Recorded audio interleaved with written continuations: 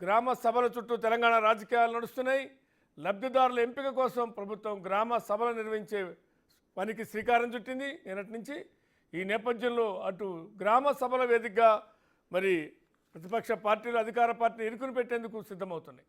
ఇదిలా ఉంటే జనవరి 26 నుంచి 4 కొత్త పథకాలను అటు రేషన్ కార్డులతో పాటు కొత్త రేషన్ కార్డులతో పాటు ఇందిరమ్మ ఇళ్ళు, రైతు భరోసా, అదేవిధంగా ఇందిరమ్మ భరోసా, వ్యవసాయ కూలీలకు ఇచ్చే ఇందిరమ్మ భరోసా సంబంధించిన పథకాన్ని కూడా శ్రీకారం చుట్టేందుకు మరి లబ్ధిదారుల ఎంపికకు సంబంధించిన గ్రామ సభల వేదికగా లబ్ధిదారుల ఎంపిక కోసం ప్రభుత్వం శ్రీకారం చుడితే ఇదే అదునుగా ప్రతిపక్షాలు ప్రభుత్వాన్ని ఇబ్బంది పెట్టేందుకు వ్యూహాలు రచిస్తున్నాయి. ఇదే వాడు మన టాపిక్లోకి వెళ్దాం. అంతకన్నా ముందు వివరాలు చూద్దాం ఒకసారి.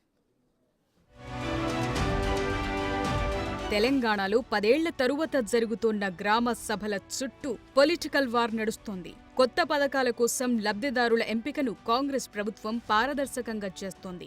గ్రామస్తుల సమక్షంలోనే అర్హులు, అనర్హుల లెక్క తేలుస్తున్నారు. ఒకవేళ అర్హత ఉండి లబ్ధిదారుల లిస్టులో పేరు లేకపోతే వెంటనే దరఖాస్తు తీసుకుని వారి పేర్లు చేర్చేలా కార్యక్రమం నడుస్తోంది. జనవరి 26 నుంచి రైతు భరోసా, ఇందిరమ్మ ఆత్మీయ భరోసా, ఇందిరమ్మ ఇండ్లు, కొత్త రేషన్ కార్డులు ఇవ్వబోతున్నారు. వాటిని ఫైనలైజ్ చేసేందుకు డ్రాఫ్ట్ లిస్టులను గ్రామ సభల్లో పెడుతున్నారు. అభిప్రాయాలు, దరఖాస్తులు తీసుకుంటున్నారు.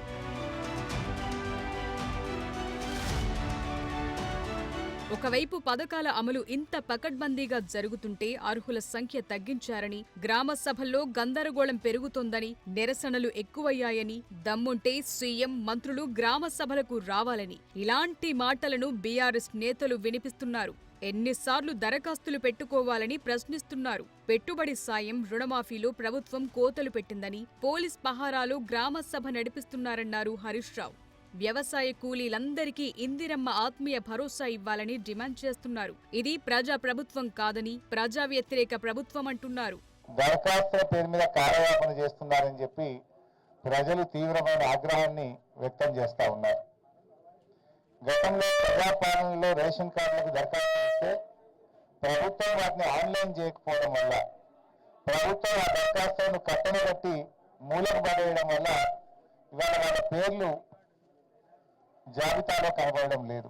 మరోవైపు బీఆర్ఎస్ నేతల కామెంట్లపై కాంగ్రెస్ నేతలు కౌంటర్లిస్తున్నారు. గత 10 ఏళ్లలో ఏది సరిగా అమలు చెయ్యని బీఆర్ఎస్ ఇప్పుడు కొత్తగా డిమాండ్లు పెట్టడమే విడ్డూరమంటున్నారు. అసలు వ్యవసాయ కూలీల బాగోగులను ఏనాడైనా పట్టించుకున్నారా అని ప్రశ్నిస్తున్నారు. కొత్త రేషన్ కార్డుల కోసం జనం ఎంత ఎదురు చూశారో గుర్తు చేస్తున్నారు. తమ హయాంలో ఎంత పకడ్బందీగా పథకాలు అమలు చేస్తున్నామో వివరిస్తున్నారు మంత్రులు. రేషన్ కార్డు దరఖాస్తులు నిరంతర ప్రక్రియ అని మంత్రి ఉత్తమ్ ఇప్పటికే క్లారిటీ ఇచ్చారు. ఇప్పుడు ఈ మీటింగ్ అయినాక అలా కౌంటర్ల కాడ లిస్టులు ఉంటాయి. మీ పేరు చూసుకోండి. మీ పేరు ఉంటే ఓకే, మీ పేరు లేకున్నా మీరేం బాధపడొద్దు, ఆందోళన వద్దు. మీరు ఈరోజు రాయించండి. మీరు గతంలో రాయించినా ఈరోజు రాయించినా పెద్ద ఫరక్ పడదు దానికి.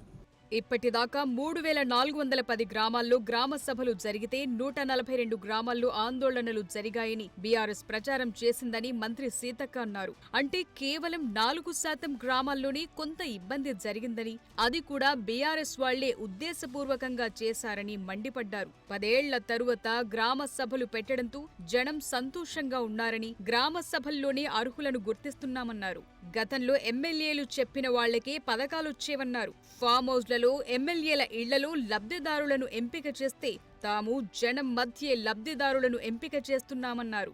అంతేకాదు బీఆర్ఎస్ ఓట్లప్పుడే పథకాలిచ్చేదన్నారు.